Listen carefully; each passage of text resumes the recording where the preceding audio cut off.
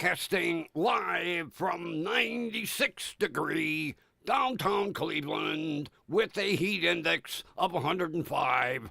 It's station WDWL TV, home of not one but two stars. Oh, I'm the Hollywood Walk of Fame and this guy, Oscar. And we're brought to you by Grumpy Vulture Productions. Holy shit, I thought yesterday's humidity was bad. Jesus Christ, I'm fucking melting. They're saying in some areas it got up to 98 with a heat index of about 111.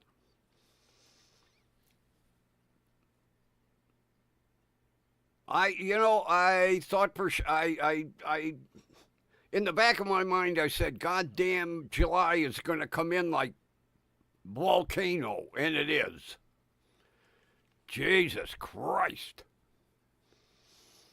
What kind of temperature you cranking over there?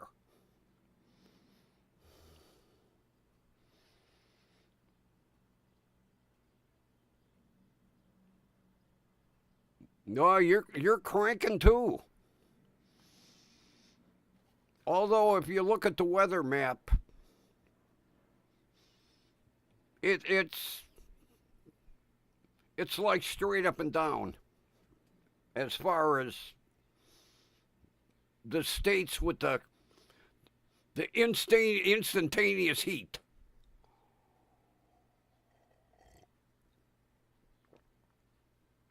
I went out early this morning.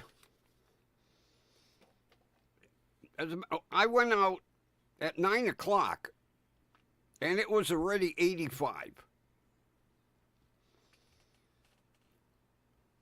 Needless to say, it was quite warm in that car.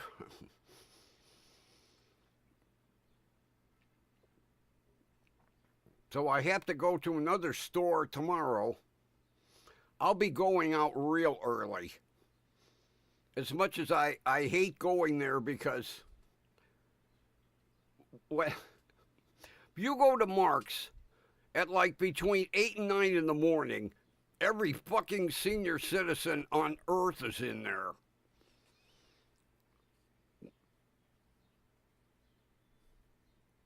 And I know I'm a senior citizen, but... And I'll tell you what. I wish I had a pair of steel-toe boots, because I would go in there tomorrow and every old lady leaning on a shopping cart, I'd kick in the ass, and she'd be like, whoa! Oh, it just irritates the shit. They lean on the cart. I'd like to pull the cart out from underneath them and watch them do a face plant. Sorry. Ho ho. Not.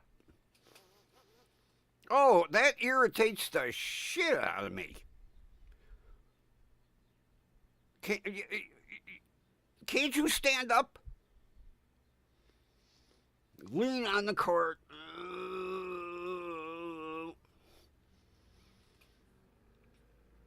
I mean, I see them walk from the parking lot, into the store, and they're walking straight up. No, when they get a shopping cart, I think I'll take a nap. Oh, that just, oh.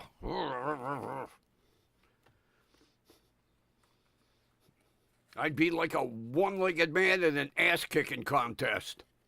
Oh, oh, oh.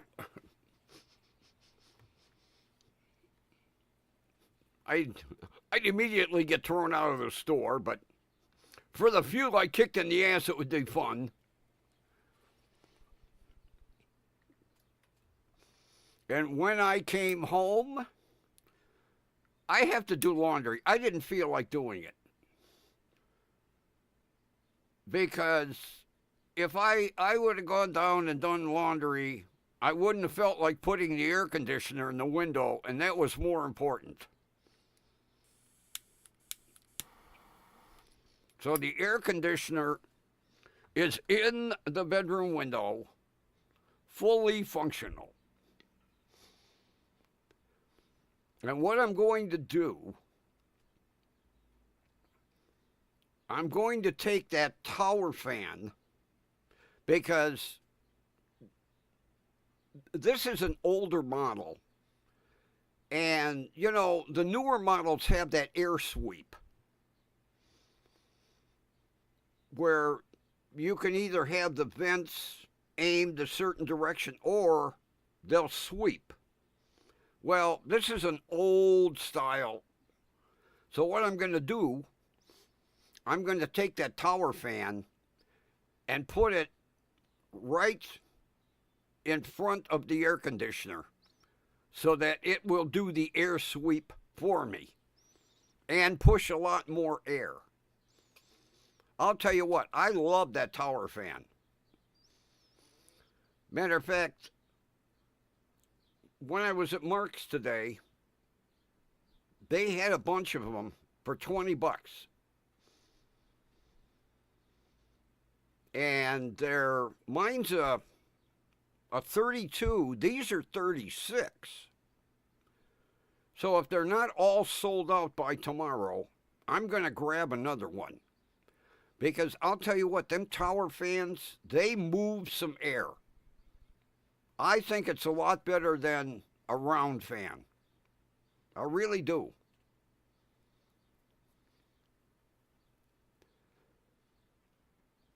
The only problem with Mark's is what's on the floor is on the floor. And if you're thinking of buying it, grab it, because it's not going to be there tomorrow. And I hope, although I'll tell you what, with the way the temperature is today, I bet you people just were grabbing them things like they were free. Yeah, I didn't have the energy to put that ceiling fan up. That's the next thing, because it's a 52-incher.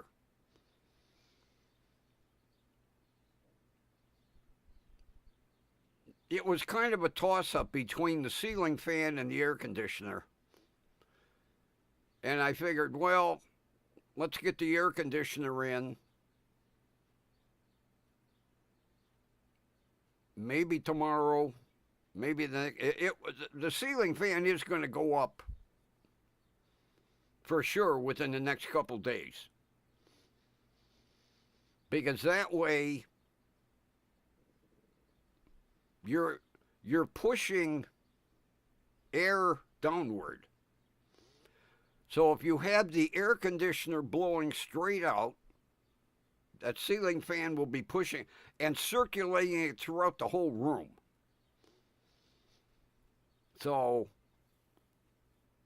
and with it being a 52-incher, that fan will move some air. You know, this is going on 3 years. I don't know why every summer I procrastinate about putting that up, because they're really not hard to install. I mean, you put the bracket up in the ceiling,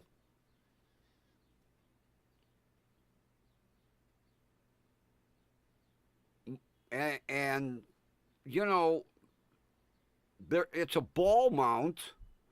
So you take, you know, it's got a short shaft, but it's a ball mount. And you just slip it in and then do the wiring, put the trim cover up, and you're done. Well, you got to put the blades on it. I mean, it's an hour. It's an hour job to put up a ceiling fan. I did the one in here in like 45 minutes. Now this is a 42. The other one that's in the box right over there is a 52. It's been propped up over here on top of the file cabinet for 3 years.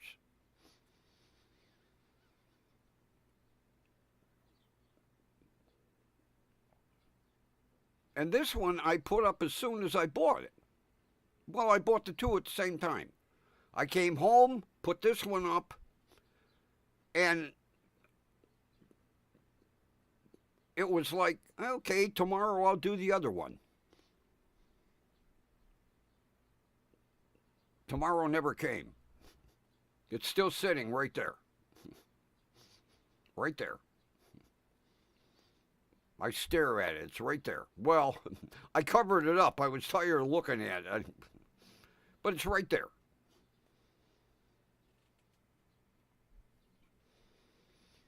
And in the closet in the bedroom,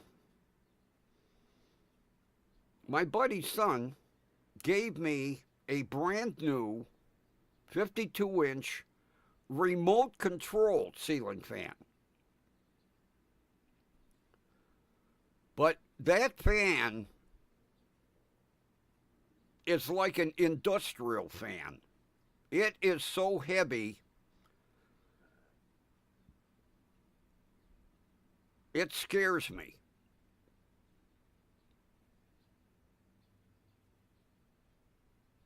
Because something like that, you literally have to have a bracket between the joists. And I'm not going to mess with it. I should sell it. It's a beautiful fan with a remote control, which is nice. But hey, I can do a pull chain. I don't need a remote. Although the ceiling fan that was in my bedroom down the street was a remote control. And I loved it. Because if it got a little warm in the bedroom, you just reached over and pushed the button.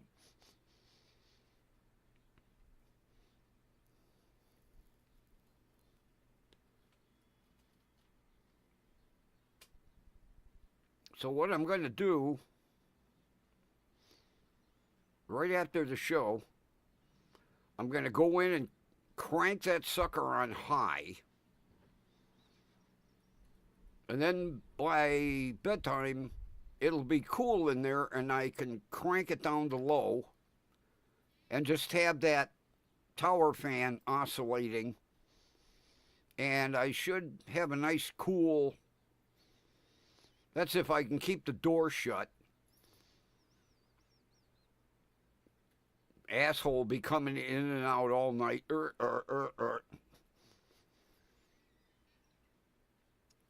Although last night, he wasn't in the bed.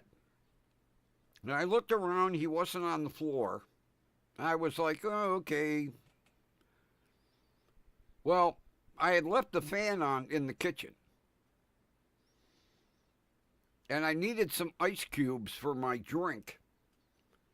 And about 1 o'clock in the morning, I walk out, and he's in the middle of the kitchen floor, flat on his back, splayed out like a dead cat, with the fan blowing on his belly. I looked down at him, I says, well, aren't you comfy? You know. He opened one eye, looked at me, okay, and went back to sleep.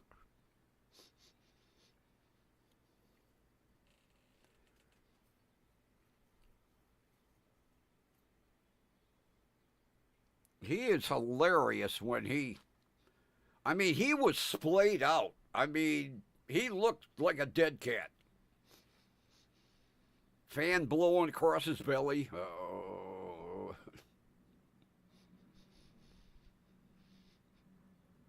I just hope he sleeps out there tonight. Because I don't need him opening the door constantly. So I can keep the cool air in the goddamn bedroom.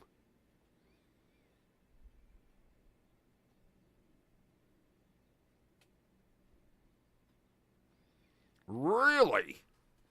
Kroger's is buying Giant Eagle?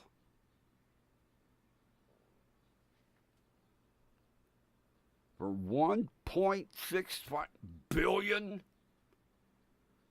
Oh, prices will go up.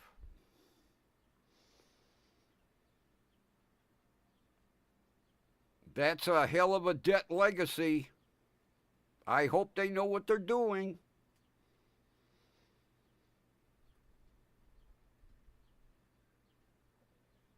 I wonder if they're going to change all the name to Kroger's and convert to Kroger's.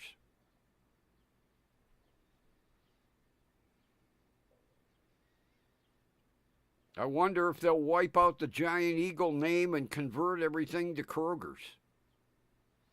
I'll tell you what, I really liked Kroger's.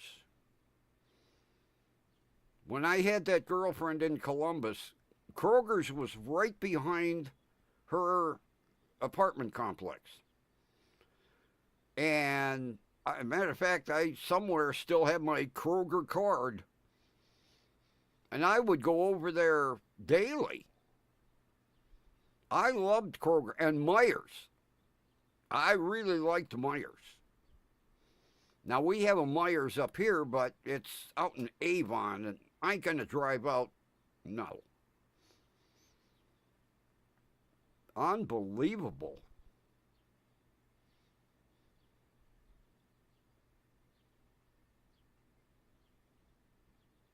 I would have thought it would have been the other way around, the way Giant Eagle is, but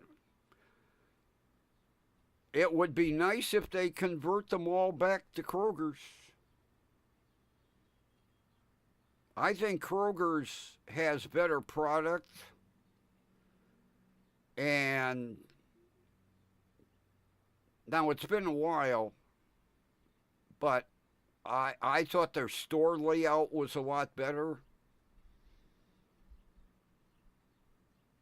Very interesting.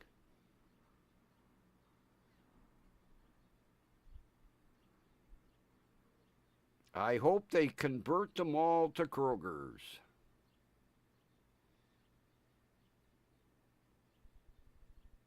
God, how did I miss that news story?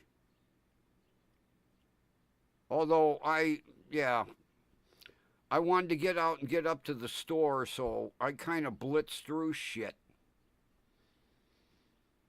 I'm going to have to look that one up. Man, that's a hell of a debt legacy. Wow. I wonder why Giant Eagle was sold out. Very interesting. I got to read that sale. I have got to read the article on that sale. Of course, they don't give you all the, interesting bits and pieces. I didn't even know Giant Eagle was for sale.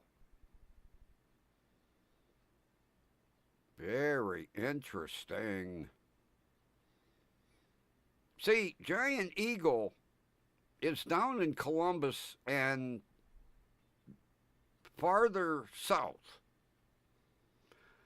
At one time, back in the 50s, 60s, I'll say mid-60s, they were up here. Because there used to be a Kroger's in the plaza where Mark's is. And then they left and went down to Columbus. Yeah, definitely. Definitely. I want to read it.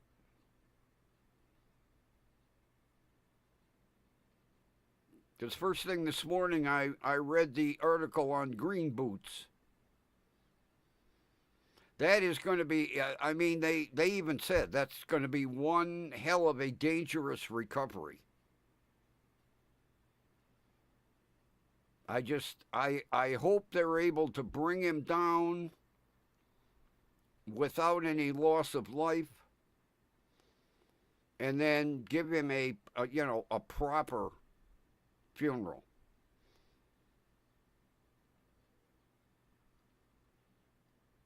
Although I don't know what they're going to do for a landmark.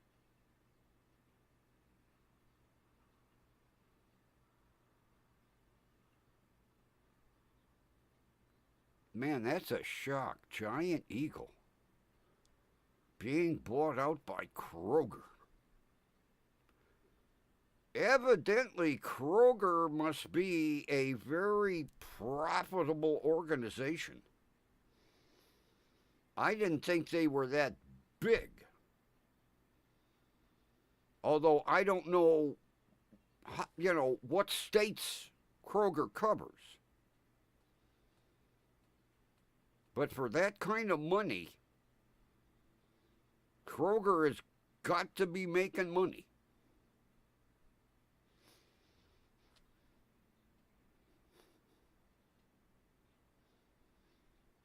Unbelievable.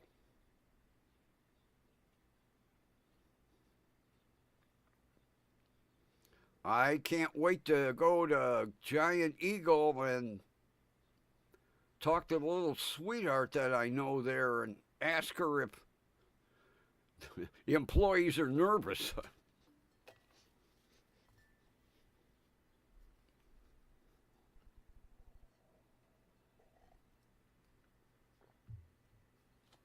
And yes, I have sweethearts all over the place. Oh, the one at Giant Eagle at 117th. God, she's been at that store 10, 12 years now.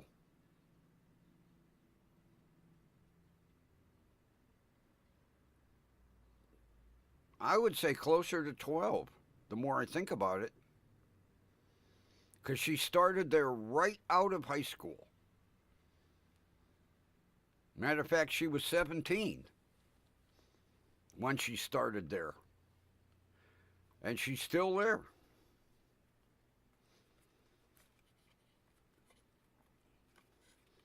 And been a cashier from day one.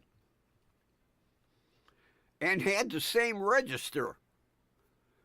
She's been at register 10 since she started 12 years ago. I just thought of that because the last it's been like 4 months. Well, no, been 2 months. Yeah, it's been 2 months because 2 months ago I went in and I had a taste for sushi. And I went over to see Mr. Hoyt. I could never remember his name. Oh, you want sushi? Hoyt. He laughs his ass off. You want sushi? Hoyt. Okay, I'll make. And he takes that big sword. It's like a samurai sword to cut a roll of sushi about that big.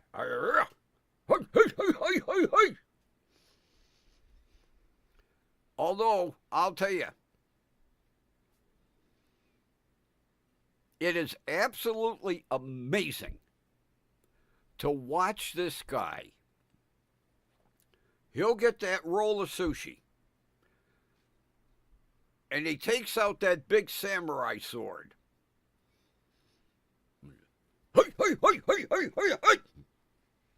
And each piece is identical in size because he puts them in the container, Each goddamn piece of sushi. How well, like he said, before he got his sushi master certificate, he studied 20 years. 20 years. Kids bitch about going to school for 4 or 6 Can you imagine going to sushi school for 20 years? In order to get your sushi master certificate,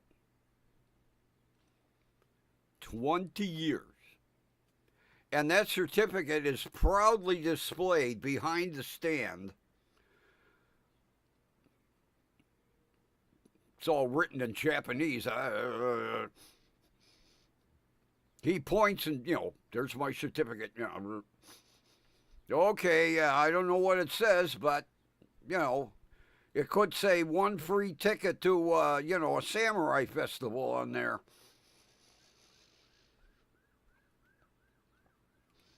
$20 goddamn years. Every single day. Making fucking sushi.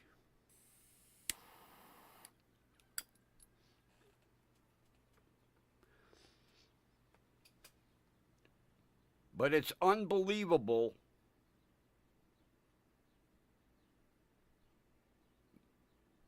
when he takes that fucking sword.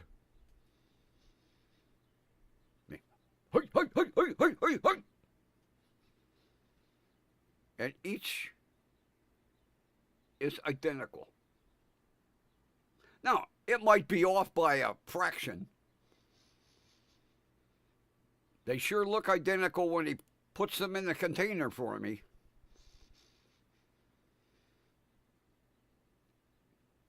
Because if I come up to the stand and I'll look because he has shit pre-made, ready to go out to the register.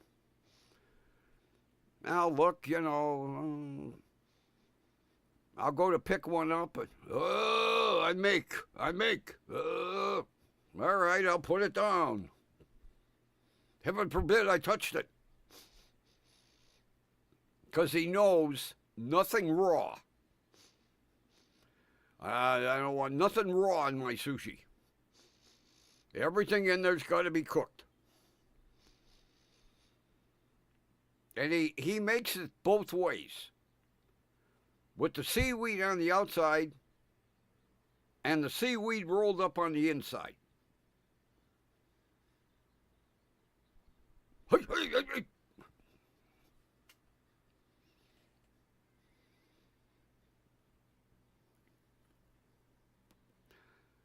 Because just for the show, I'll order both. That way I get to see him with the samurai sword whacking the sushi twice. I'll take one of these and one of these. Okay, I make. And when you're watching him, he's kind of flamboyant. He puts on a show,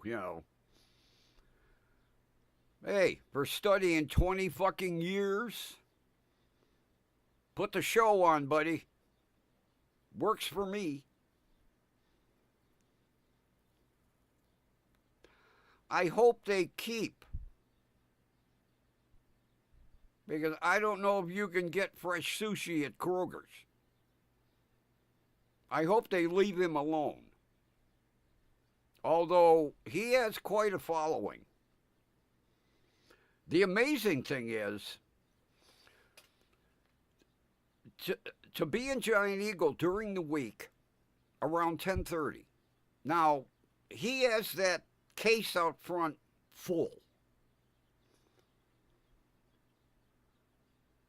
And I've been in that store 10:30, quarter to 11, and it's amazing to see that case almost empty out with people getting sushi for lunch. Now, this is a working class neighborhood. You wouldn't think we're a sushi neighborhood. Although, the other sushi places are downtown. But I like him to put the show on for me. Hold on a minute.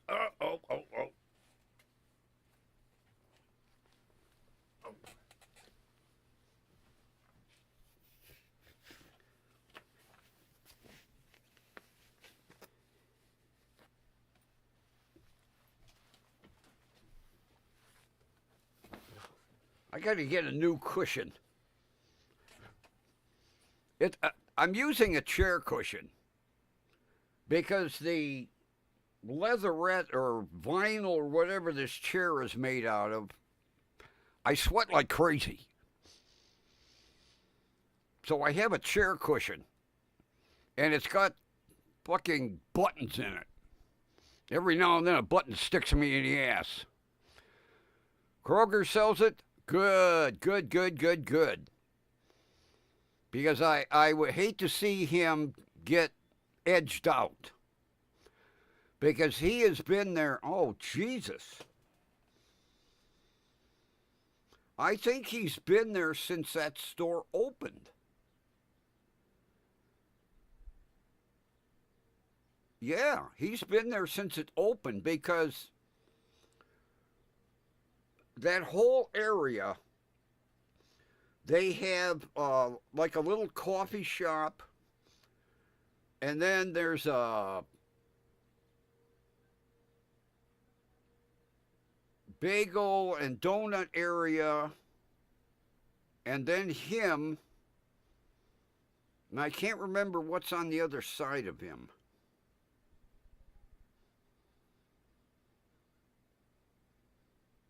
It's changed. The last time it was like Mexican food, like fresh made burritos and that, but the last time I was in, I don't remember seeing that. But he has been there from day one. Because I was in that store shortly after it opened.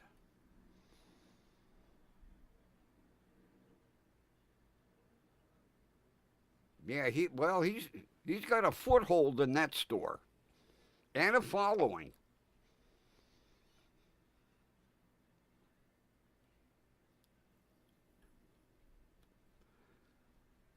Because when the store opened, you know, I just kind of wandered around because it's gigundous. It's actually too fucking big. It's like a mega store. Although they have a butcher shop in the back, which most of your smaller grocery stores have done away with.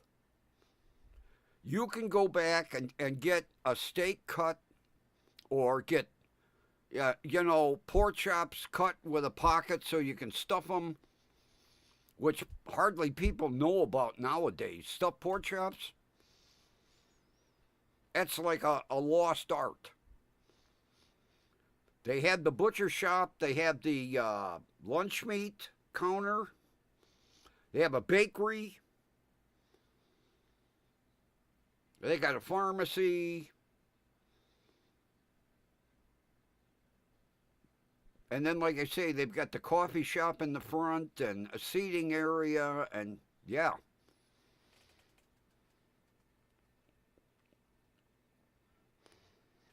Oh, I agree. I totally agree. Like I say, I loved shopping at Kroger's when I would go down to Columbus. The layout of the store is customer friendly. I'll use that term. The layout of their store is very customer friendly, where Giant Eagle is not, especially that mega store, because it is very hard to find shit. I said to the manager once, I said, as people come in, you should issue them a map.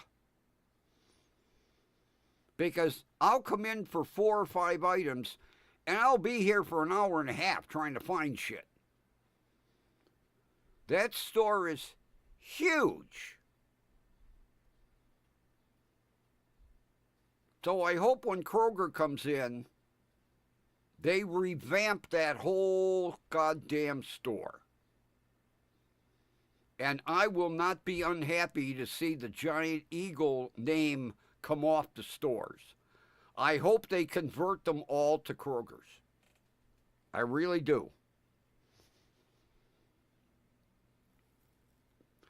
Although there's probably something written in the sale that said it'll remain Giant Eagle for like 4 or 5 years, you know.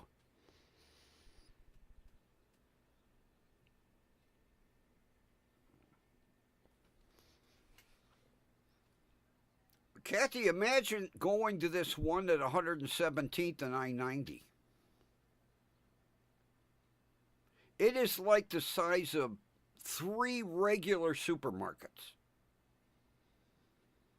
It is huge.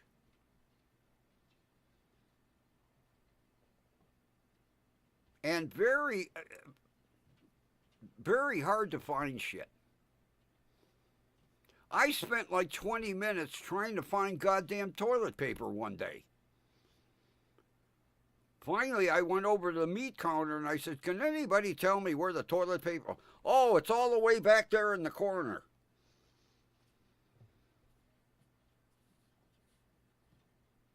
And the signs at the top of the aisles are so hard to figure out.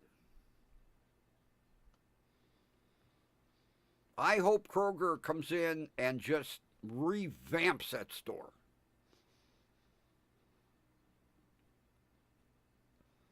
Although I hope they don't come in and start closing stores. Because I go to the one up at Warren Village,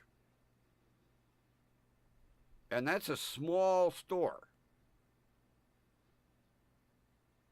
And the thing that irritated me is we used to have one right at 136th and Lorraine, and they closed it because they said it was an underperforming store.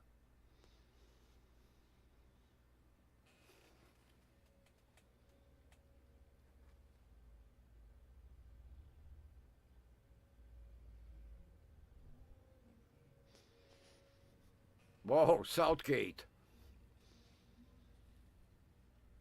Southgate, USA, the home of the Santa button. I remember they used to have the parade, the Christmas parade. And what's his name from WKRP, Ted Knight. He used to come in for the parade. He was Grand Marshal. What the hell was his name?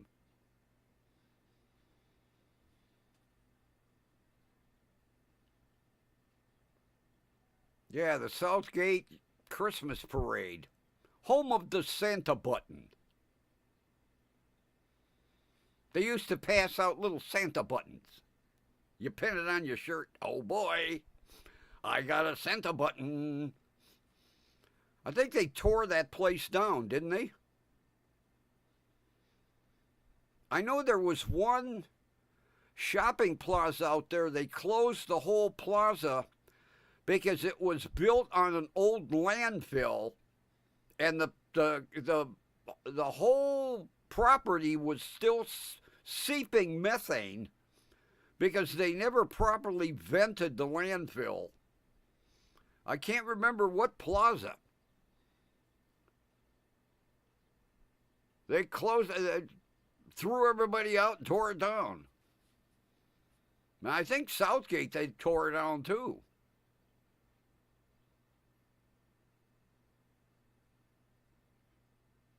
Or was it Southgate that was built on the landfill? I know there was one plaza that was built on a landfill. And methane gas was seeping up from underground. And they attempted to vent the certain areas, and the EPA come in and went, no, this place is liable to fucking blow up. And they tore it down. But I remember Southgate. I went out one time for the parade and to get my Santa button. Well, it was for my little boy at the time, but I got one too.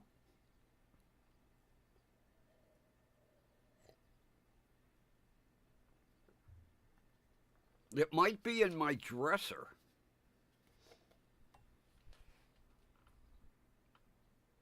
I'll have to look. I know I had it for a long time.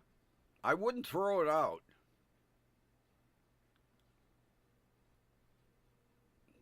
Yeah, the good old Santa button.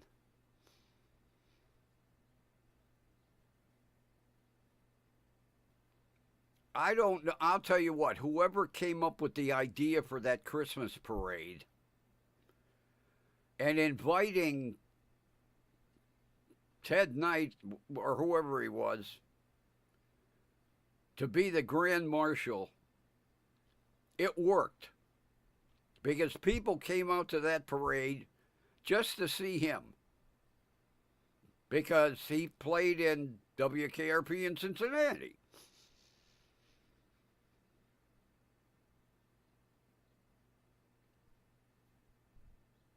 What a gimmick.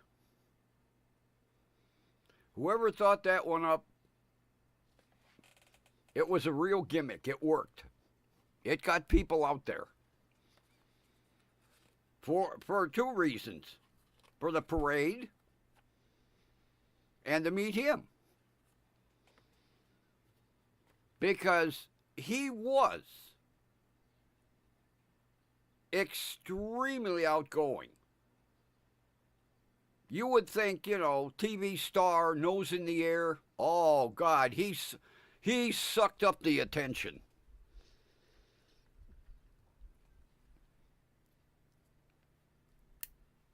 What a gimmick. Southgate, USA, home of the Santa button. I remember they would start playing that commercial like the end of October. You got tired of hearing it after a while.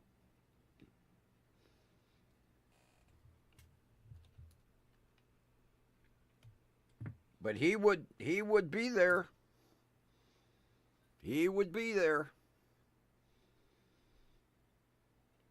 You would think, being a TV star, be like, oh, Jesus Christ, a parade in a shopping center? Nope, not him. I'll be there. This is the third one today. The other two are soaking wet. Keeps the sweat from rolling down in my eyes.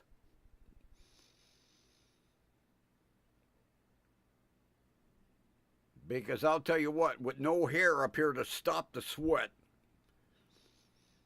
it comes pouring down.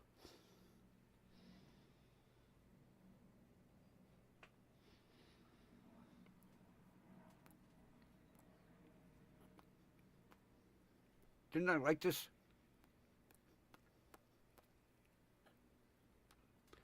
Another one of them weird burning ones. Oh, that was a gimmick, and it really caught on, Kathy. Everybody had to have a goddamn Santa button. Even grumpy old senior citizens. Where's my Santa button? Like I say, between the Santa button and the parade and having him as Grand Marshal, whoever came up with that idea, it worked. People went out to Southgate that didn't even know where it was. They were unfolding maps going, how the hell do I get Southgate? Okay. Come on, Martha, get in the car. We're going to Southgate. What's Southgate? Don't worry, get in the car. We're going to get Santa buttons. You're going to drive 300 miles for a button? Yeah. You be the navigator. Unfold the map. You got it upside down. Oh, okay. Oh, there. That was in the days before GPS. We had things called maps, and you unfolded them, and they were like 4 feet wide, and they were a bitch to refold.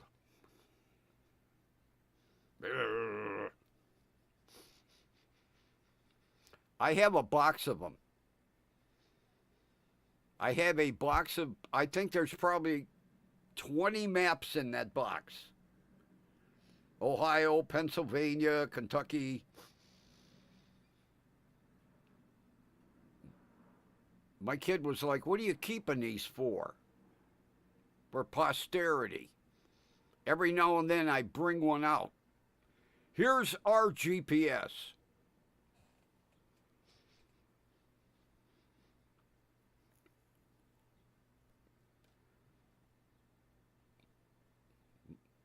Like I tell the kids, you know what this, it's a book. We used to have these books. Not tablets, books.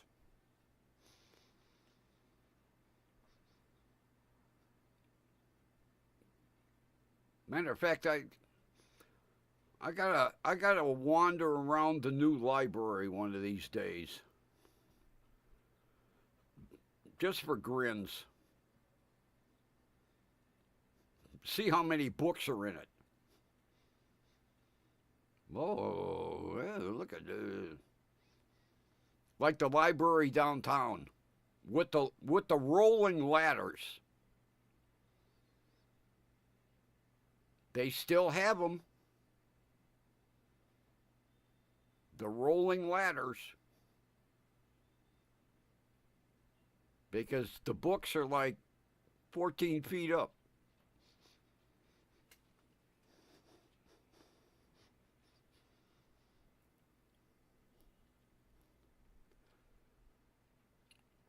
Oh, I read an article about California. Was it a woman or a guy got killed by a bear?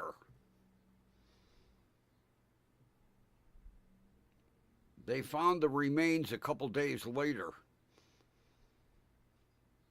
Bad enough, mountain lions, bears. And a guy got eaten in Florida by an alligator. Why do people swim in certain areas where they know that there might be gators? I will never understand that. You know there are alligators in the area. You're going to go for a swim. I don't think so. I wouldn't be in that lake in a boat, let alone swimming. Yeah, his family watched him get dragged away. They attempted to pull him out of the alligator's mouth, but the alligator was just a little stronger.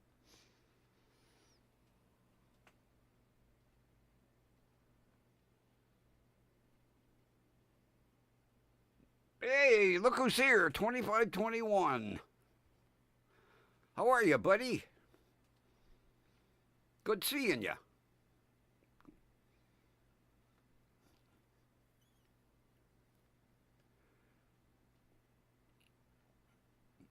Yeah, so a guy gets eaten by a bear. A guy gets eaten by an alligator. Yeah, the family attempted to yank him out of the alligator's mouth. Unfortunately, the alligator wasn't giving up that dinner. And they saw the alligator take him down, and that was the last they saw of him. Like I say, why would you swim in an area where you know there's a possibility of alligators?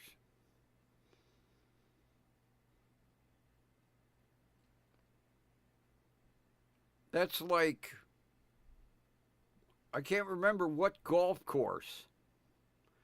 There's a golf course down in Florida that basically you play around the alligators. That'd be the last place I'd play golf. Hey, Charlie, there's an alligator at the 8th green. Oh, okay.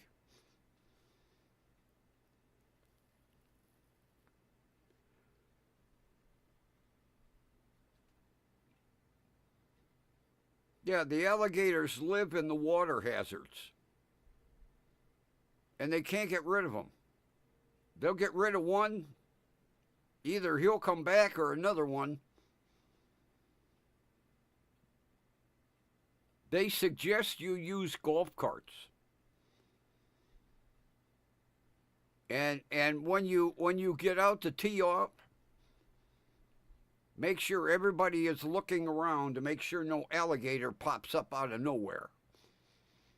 Who the hell would play in a golf course full of alligators? Although golfers are strange.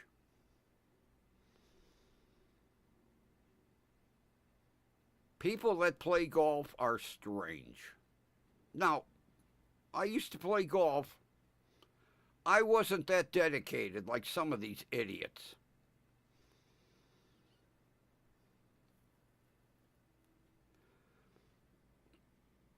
God, I'm trying to think of that. There was a joke.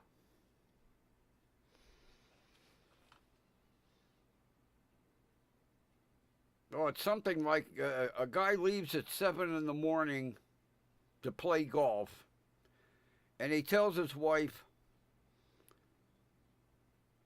I'll be back around noon. She's like, okay, enjoy your golf game. So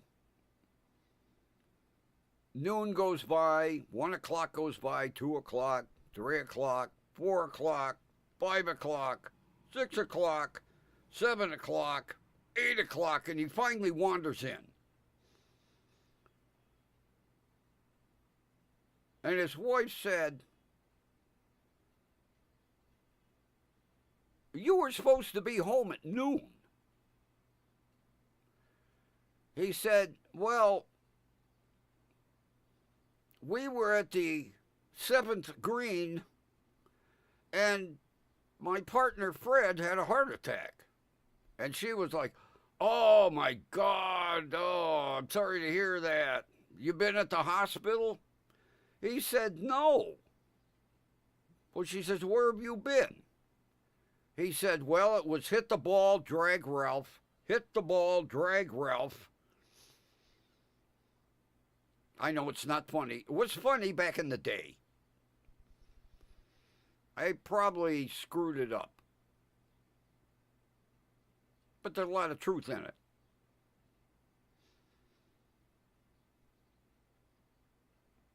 I had, oh man, did I spend some money. Arnold Palmer signature clubs.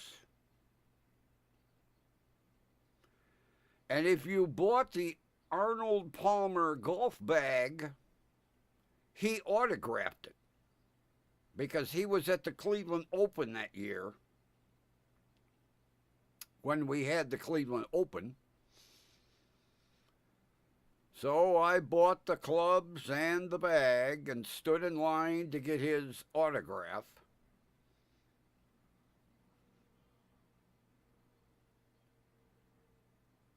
And I had the bag and clubs probably about 5 years. And I finally sold it.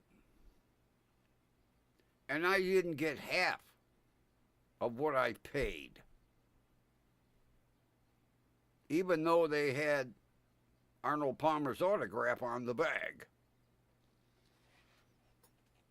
But it was impressive to go out and play golf with my Arnold Palmer signature clubs and signature golf bag. I made sure everybody knew it too.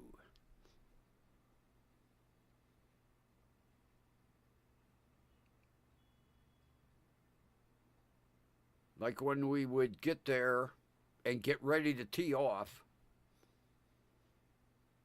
and I would tell the caddy, because they had high school kids as caddies to make some money, be careful with my Arnold Palmer signature clubs and bag there, kid. He'd look at me like, hey, they're fucking golf clubs, you asshole. You want a tip? Mm-hmm. Take care of them.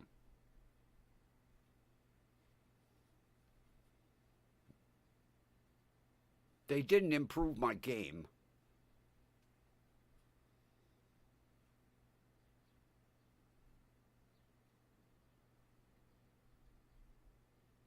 But it got expensive.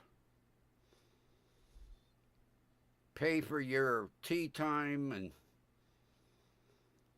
then of course, you know, the drink cart would come by. Yeah, they had some young ladies in a golf cart full of cold brews and cold pop.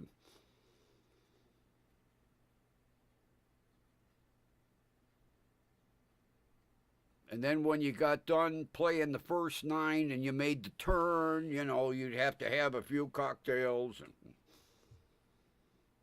it was more about drinking than playing golf.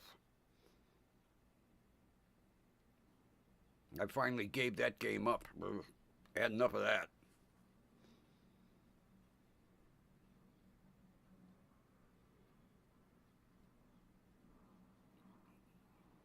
I can't remember what I paid for them clubs, and oh, it was expensive.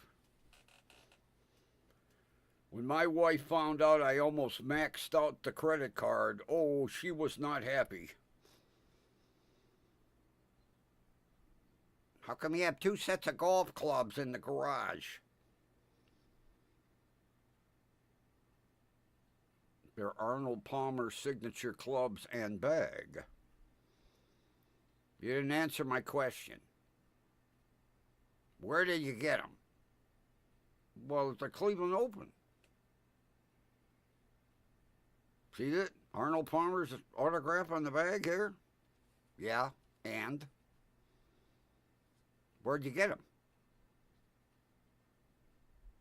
I bought them. With what money? Visa?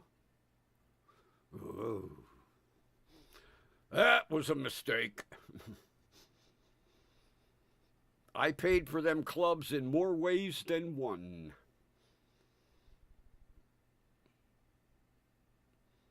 You'll be making double payments on that Visa bill. Yeah.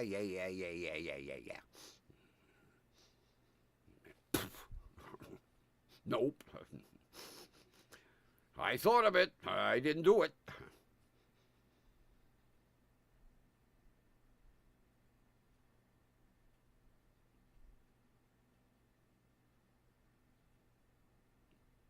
Matter of fact, I think I had Arnold Palmer golf balls. Yeah. Oh, I had to have everything. Clubs, bag, balls. Ugh. Like I say, didn't improve my game any.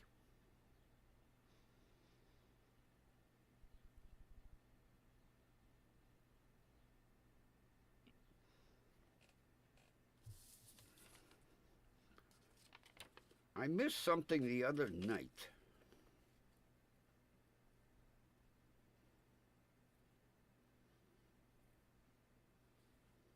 Oh, yeah. With Serena Williams making her return to tennis at Wimbledon.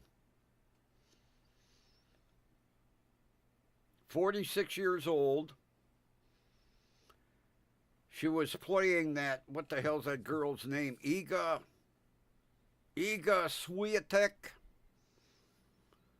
who was 25. Well,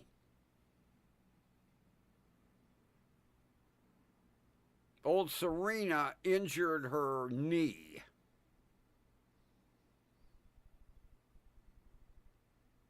And they're not sure if she's going to be able to play the doubles match with her sister. Yeah, the old comeback didn't last long. Although they were saying at the height of her career, she had a 120-mile-an-hour serve. You know, I've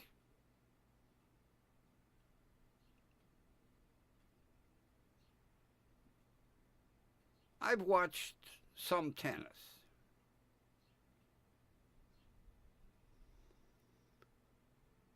It amazes me. And I watched when Serena was at the height of her career.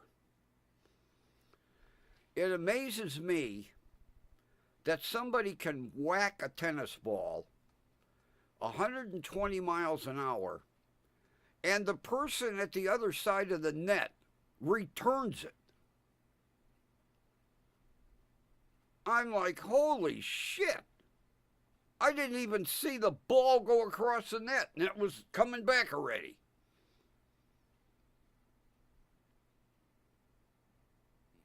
It's amazing to watch.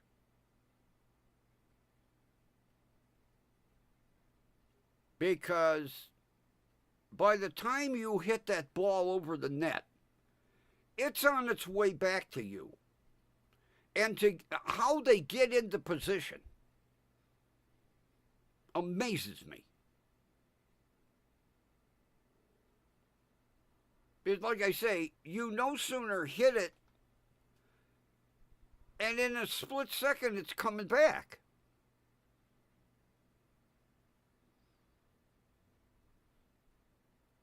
The reflexes those tennis players have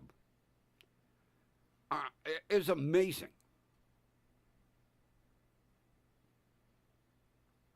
Because they say that ball, like at Wimbledon, is going back and forth at least 90 miles an hour. And like I say, you no sooner lob it over the net. Well, you're not lobbing it over the net, but you hit it, it's coming back.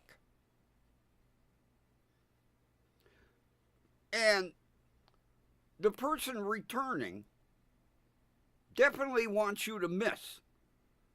So they're going to hit it to the opposite part of the court where you're at. And in that split second, they are over at that opposite side, hitting that ball back.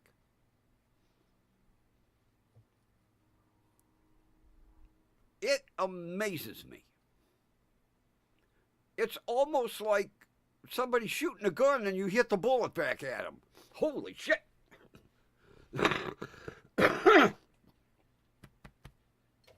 Pardon me.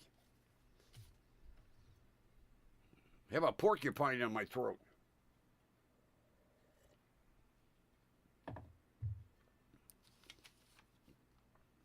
You talk about lightning reflexes.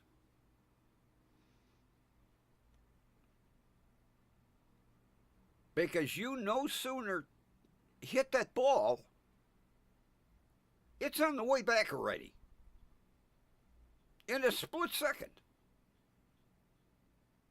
And to watch them back and forth and back and forth and back and forth and back and forth and just keep going amazes me. I'm not big on tennis.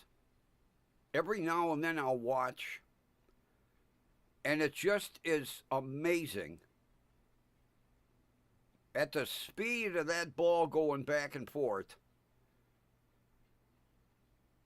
And like I say, you hit it over here, your opponent's going to hit it over there.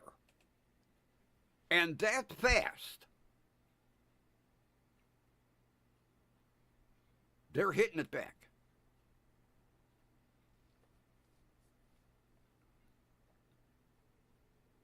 Amazing. Absolutely amazing. I'll tell you when I watched a lot of tennis. I had the hots for Chris Evert. I watched her play.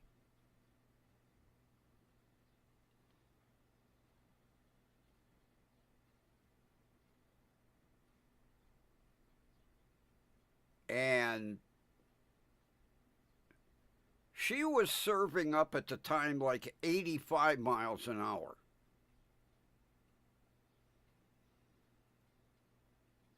And to watch, like I say, you no sooner hit it, it's like you're hitting it off a piece of wood and it's coming back at you. How they do it.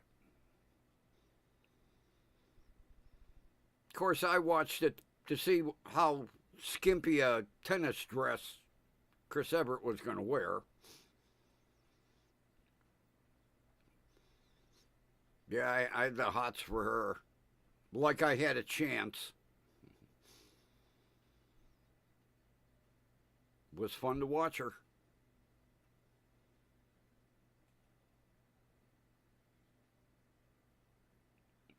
I wonder where she's at. I guess I'll have to gargle her and see where she's living and see if she's still connected with tennis.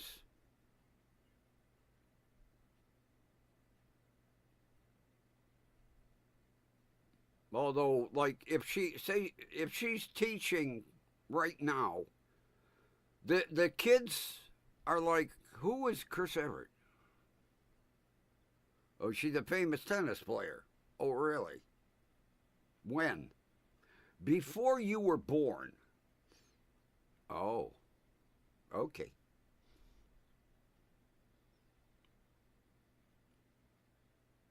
Another one I had the hots for was Dorothy Hamill. Ugh. Like I had a chance there, too.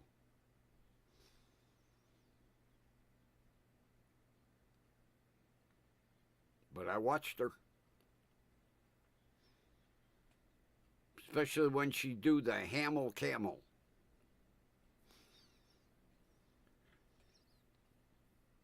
Although I think everyone had a crush on her and Chris Evert, and like I say, like we had a chance.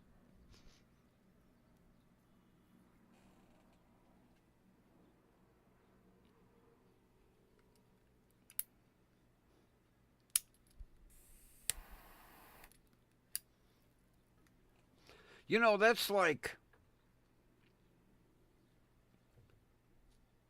I I I read something on ice skating a couple months back, and like that, oh, what the hell's that? Sal Chow or something? They do the Sal Chow. Well, that was a Olympic skater. He did this fancy move, so they name it after him. And then Dorothy Hamill did that camel, whatever the camel move was, and they named it after. Every Olympic, they'll say, okay, he's going to do 3 Salchows and a Hamill camel and Shirley McWeeny, and yeah. If they do a different new move, it gets named after them.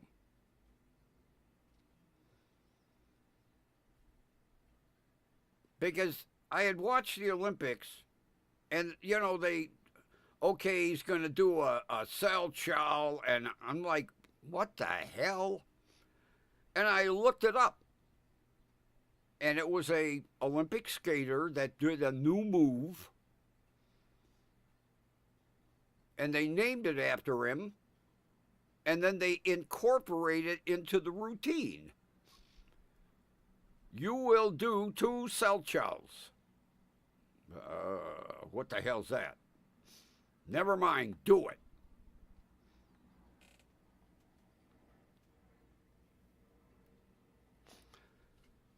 Oh, yeah, I mean, every sport. Now, not baseball, football, but yeah, like ice skating, uh, skateboarding, rollerblading, you know,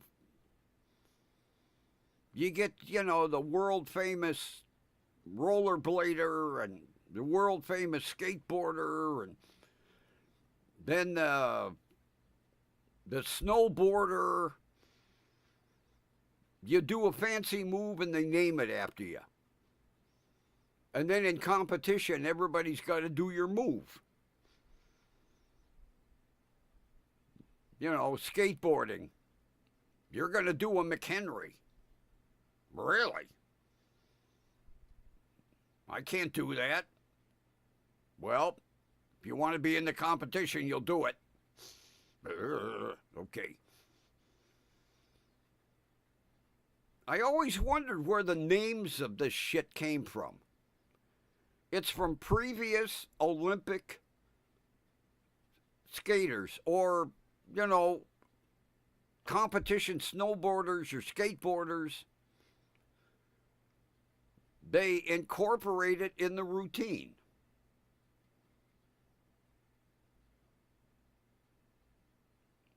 So now the next Olympics, I'll know what all that stands for. Like I care. Like I watched the move. If the next skater up did that move, I would know. Until the announcer goes, "Oh, she just did 3 Selchows in a row." Oh, really? Let me take my DVR and go backwards on that and look at it again.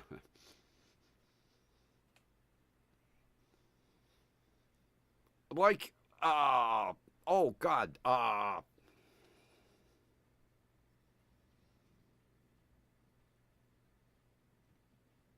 oh shit, what the hell they call it?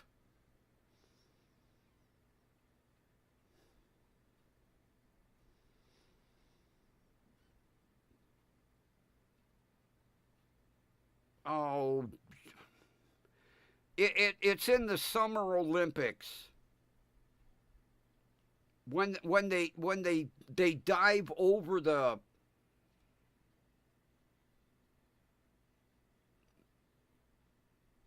what are they diving over? That pole that you have to dive over. When that one Olympian went backwards, and they called it the Fosbury flop because he didn't go over forward, he went backward over the pole. Yeah, the Fosbury flop. Now, I don't know if they incorporated the Fosbury flop into a routine, but I remember the Fosbury flop because he went backwards. The high jump. Yeah. Where you go over the beam, and Fosbury went backwards. And they called it the Fosbury flop. I remember that. And then it was amazing. Everybody started doing the Fosbury flop.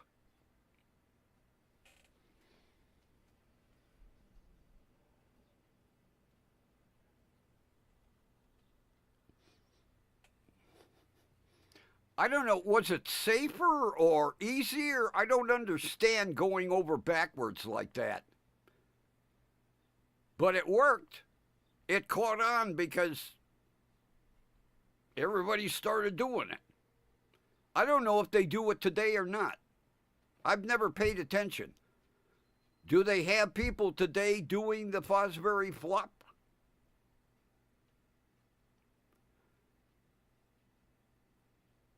I don't watch the Olympics that much now.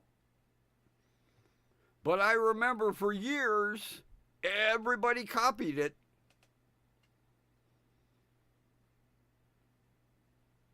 Like the next Olympics, 50 out of 60 people did the Fosbury flop.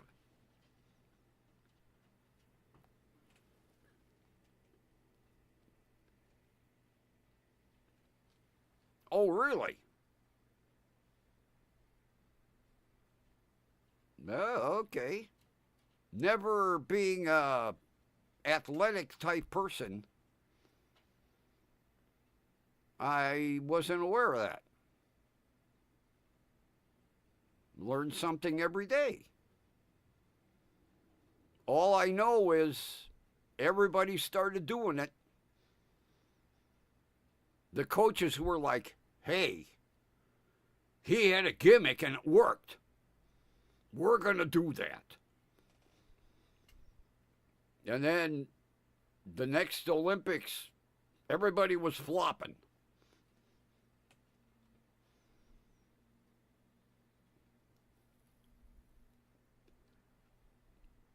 I kind of like watching. Kathy's going to smack me here. When they do the women's long jump. Because I love when the women stand up and they pull their shorts out of their ass and they pick the sand out of their butt. They're like, oh, Jesus. Oh. Now, the men do it too, but I enjoy watching the women because as soon as they hit that sand, they get a instantaneous sand wedgie. Then they're standing up and shaking sand out of their butt. And of course, every TV camera zooms in. Now for the ESPN moment. We're going to watch her pick her shorts out of her butt, shake the sand out at the same time. Camera 3, zoom in. Then the mothers are sitting there putting their hands over their kids' eyes. Don't look, Charlie. Oh, come on, Mom. Go in the other room. I'll let you know when the next sport is on. You ain't watching no more of this. Man, your dad ain't either. You, get up. Get out of the living room.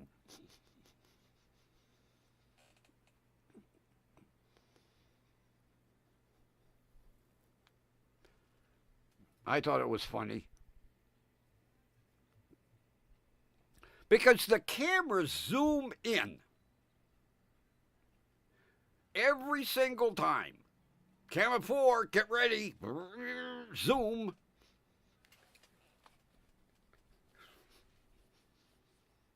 Did you get that wedgie? Let's look at the replay. Oh, okay. You even got the grains of sand. Boy, you were really zoomed in.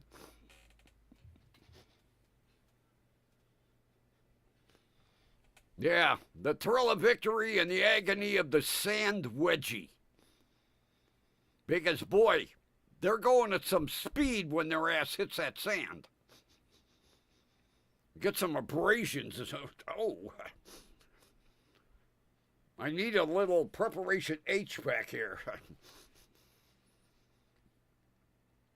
I know I'm sexist. Go ahead, smack me. Not my fault. The goddamn cameras zoom in on every goddamn woman that hits the sand.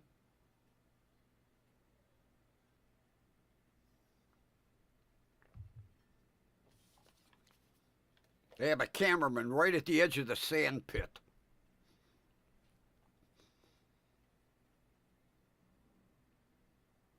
But I'll tell you what, it's amazing some of the distances them people jump. Holy shit.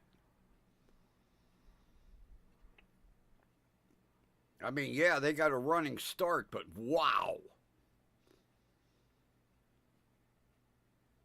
The one I don't understand is when they take the 2-step or the 3-step, they run like hell and it's bink, bink, dink.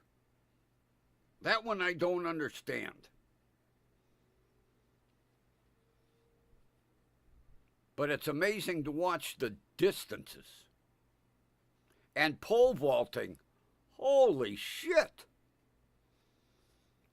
That is one that scares the shit out of me.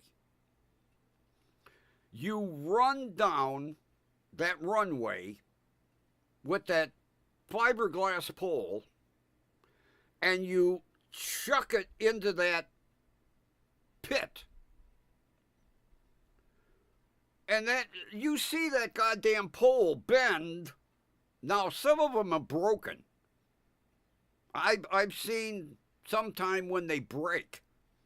And that's scary because when that pole breaks, they're hitting the ground at a weird angle.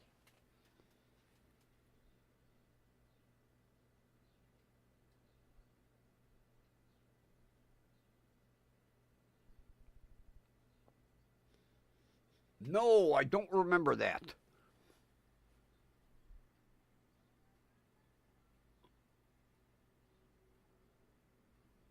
I must have missed that. I might not have been watching. I usually watch a World Series. I missed that one. I bet you he went right back to the dugout and plopped his ass in a 5-gallon bucket of Preparation H. Oh. Although, here's something funny for you. My one buddy at the time, his wife was real vain. And she used to have crow's feet. And she was real vain about her crow's feet. And when she would do her makeup, she would dab Preparation H on her crow's feet to make them go away. I thought that was hilarious. He told me, he said, "Don't ever tell her I told you." I said, "What?" Yeah. She'd do her makeup. She'd be dabbing Preparation H on her crow's feet to make them go away. Then she'd finish her makeup. Look at me.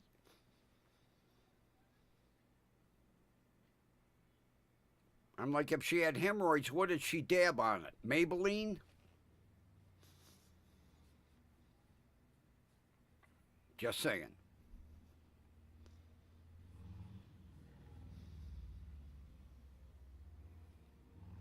I guess it worked.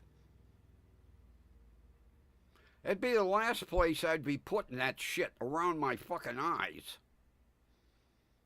Yeah, she'd be like, my crow's feet are gone.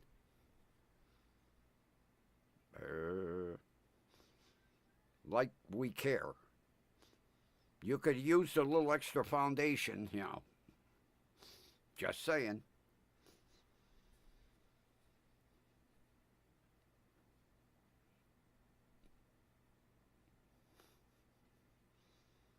Of course, now they got Botox. That, you know, that would be the last thing I would ever do.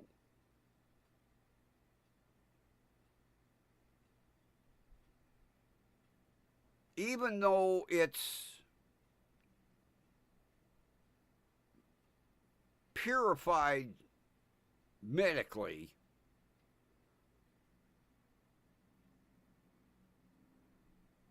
Botox is derived from botulism.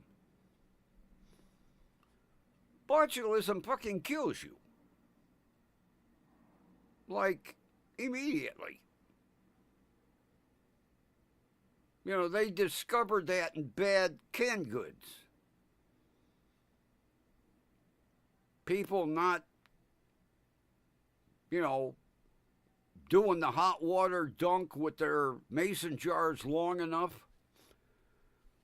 They open some for dinner, taste it. Next thing you know, they're taking a dirt nap. And some medical professional came up with, well, if we refine it, we can inject it and do all types of surgery with it. Enhance your lips, make your crow's feet go away, inject it under your eyes, make the bags of your eyes go away. It's derived from botulism.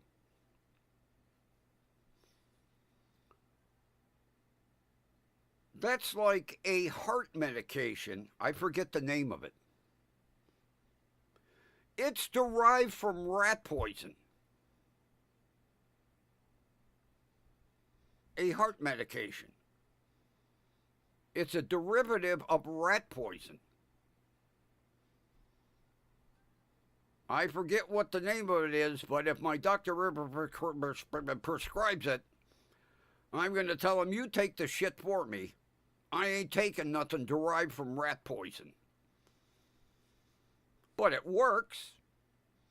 But what scientist sat down and went, gee, let me take rat poison and make heart medication out of it?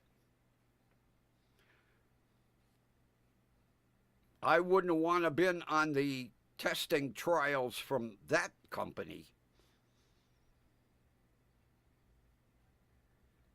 Yeah, we need 100 people to test this medication. Oh, by the way, it's derived from rat poison. I don't think so.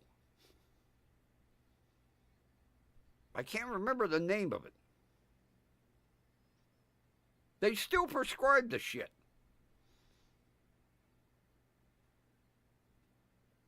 I can't remember the name of it. See, the problem is, it was on the tip of my tongue. I started explaining it, and then I forgot what the hell it was. And I can't think what the hell the fucking name of the medication is. But it's a derivative of fucking rat poison.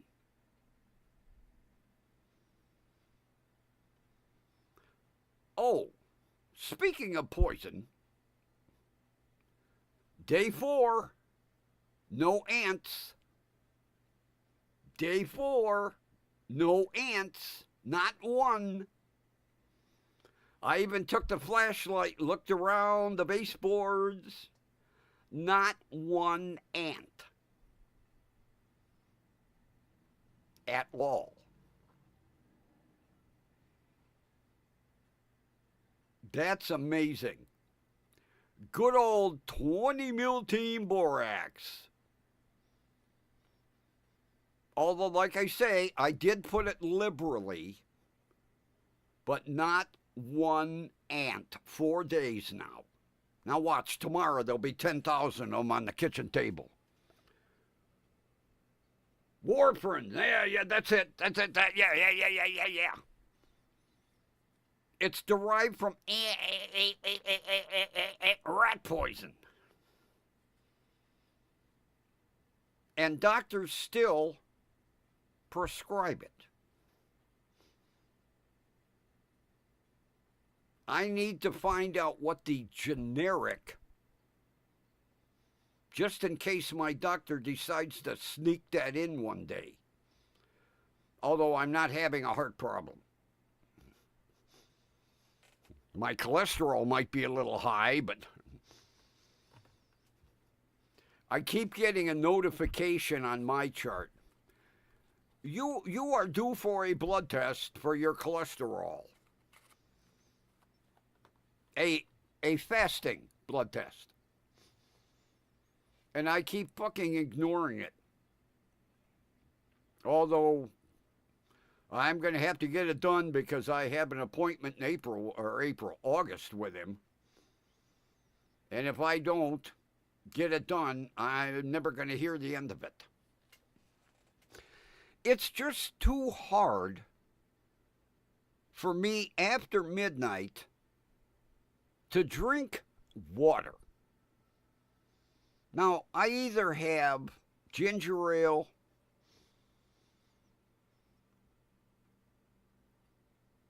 I've been drinking Tahitian Treat because they were 2 for 1, and I haven't had Tahitian Treat in ages. Or I'll have my iced tea. I can't drink just plain water after midnight. And that's what is the toughest part. I don't eat any food. I can't drink just water. Even though I have bottles of spring water, oh boy, I cannot just drink water. It doesn't, because I have dry mouth, something fierce. Even though it's a liquid, it doesn't do anything. Now, I'll take a slug of iced tea and I'll be good for maybe an hour. I'll take a slug of Tahitian Treat, I'll be good for an hour. Water, I'm drinking it by the bucket full, and then I'm constantly in the bathroom.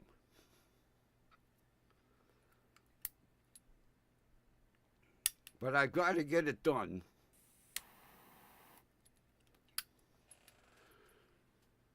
Then go in to see Vampira. And she'll have a rusty file, filing that 3-inch needle. Bring your arm over here, Grumpy. Fuck you. You get out that little itty bitty needle. The one that they bitch at. What do you mean, butterfly? You ain't no baby. Yes, I am. I told you I have trypanophobia. And then they look at you like, were you swearing at me? You got your cell phone? Yes. Go to Google and Google trypanophobia. And then put that 3-inch needle away and get the butterfly out. And by the way, I'll get the vein ready for you.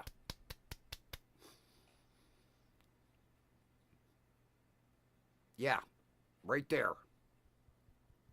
Not here. Here.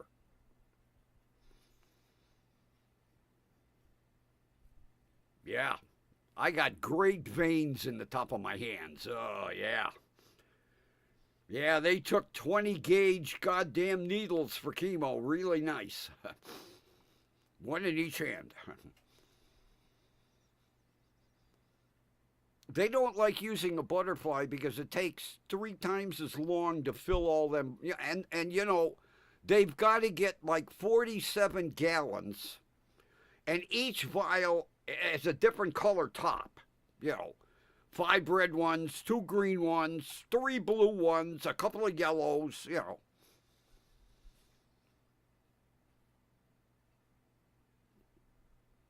Yeah, each vial has a different color stopper.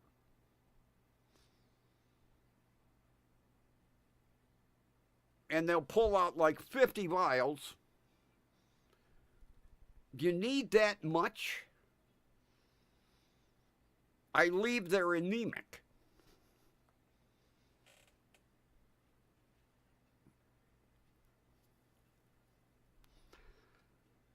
That was like back in the day. My father gave blood on a regular basis because downstairs, he worked for White Motors.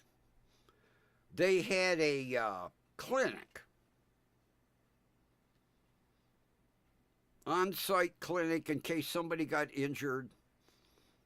Well, once a month, the Red Cross would come in for a blood drive. And he would go down religiously for two reasons. One, during WWII, he knew of the blood shortages. And for two, he was type O, which is universal. They can give type O to anybody. So he would religiously go down for the Red Cross blood drive once a month. By the time he retired,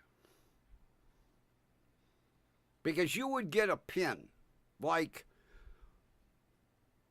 when he finally gave a gallon, because they would keep track. He got his gallon donor pin. Then he got his 2-gallon, and his 3-gallon, and his 4-gallon. And by the time he retired, he had a 5-gallon donor pin from the Red Cross.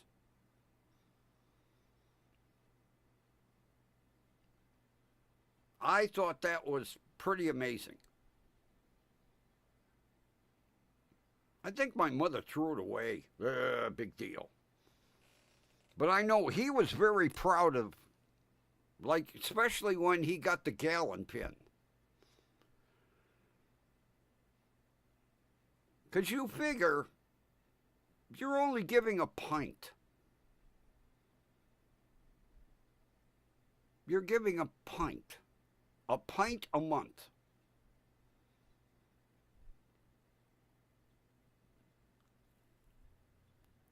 But every month, religiously. And he always said it was because of the blood shortage during the war and being type O universal donor.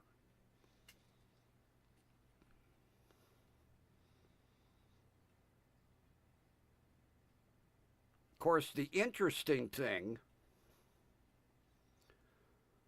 neither me nor my two sisters are type O.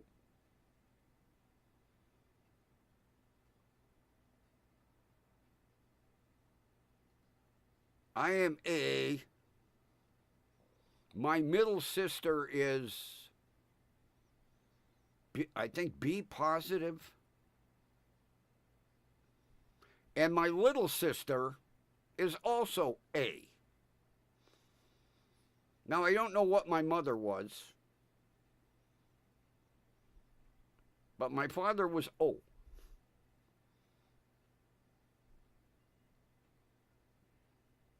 Just saying. Like somebody cares.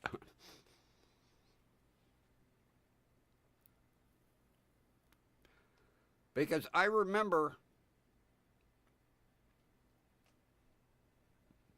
when I was having my cervical fusion done,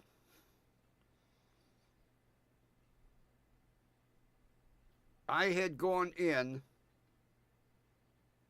and donated 2 pints. Now, they weren't holding it aside going, oh, this is for Grumpy. Just for the blood bank to have it.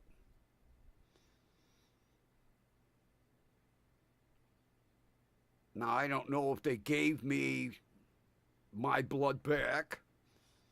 I did have blood on standby. I think they used it. I think I got a pint.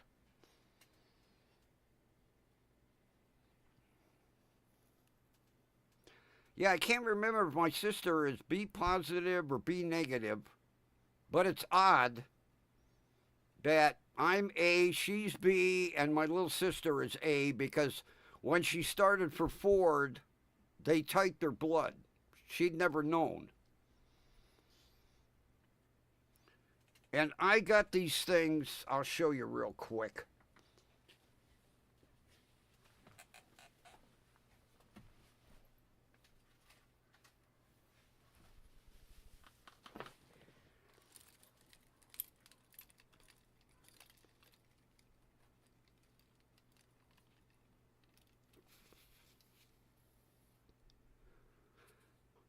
I carry them on my keychain. I also have one in my wallet. Plus, I have a blood card in my wallet. Just in case, you never know. But I have them on all of my keychains. I have one in my wallet with a blood card. I think it's a very good item to carry. Got them off of Temu. They were like 4 for $2.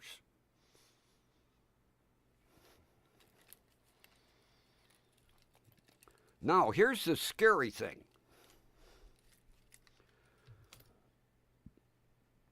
When my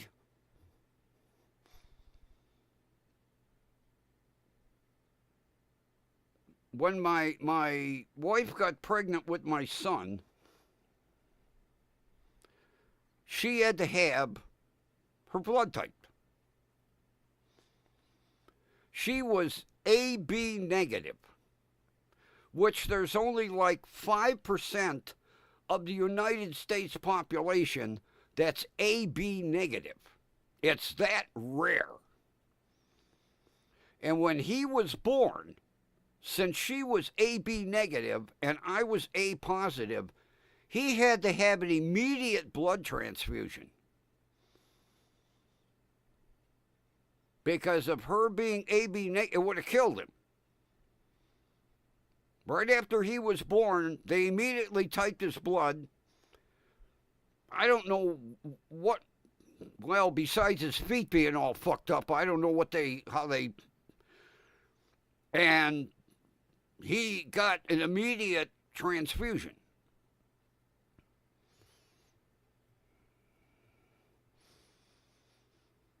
Because when he was born, his right foot was upside down and backwards. And his left foot was turned sideways. Now, you know, he pops out and they take him over and they're cleaning him up. And I'm right there. And when they got down midway in his legs, I said, "What the fuck's the matter with his feet?" And instantly, he was out of the delivery room. I mean, they just snatched him. And my wife was laying there going, "What's wrong?" I said, "I don't know, something doesn't look right." And 12 hours after he was born, he was in casts from his hips down. For the first year, every 2 weeks, they'd take a cast off, they'd twist the foot a little bit, cast it. A year. Imagine having a baby, having casts on its legs from the hips down for the first year of his life. And then they had to do surgery to reassemble the foot. Because in the x-ray, the bones were all fucked up. Because they had pins sticking out of his toes. And after about 6 weeks, we had to go in and they removed the pins. You know how they removed the pins? A pair of pliers. No anesthetic. Just yank them pins.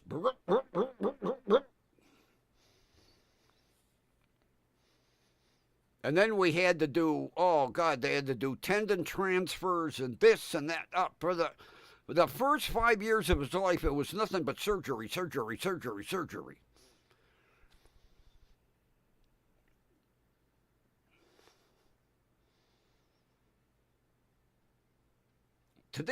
Today,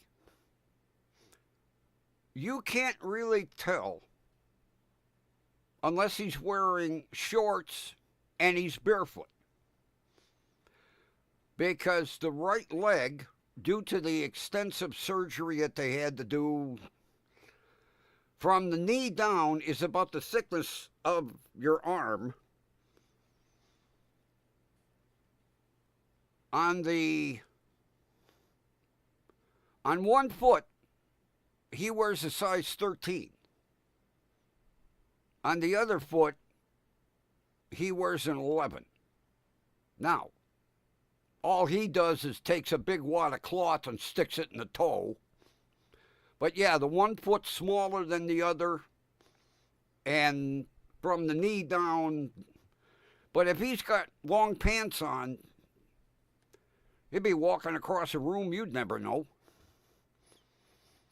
The surgeon, I tell you what, the surgeons, they were amazing. But for the first 5 years, it was bullshit.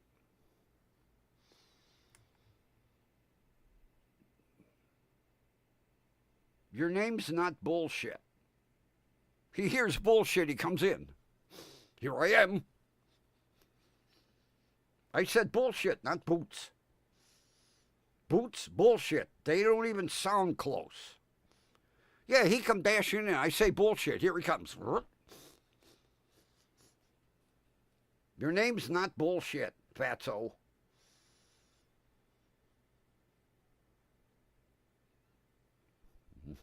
Maybe I'll start calling him bullshit. Bullshit. He's just staring. Feed me. Yeah, I know.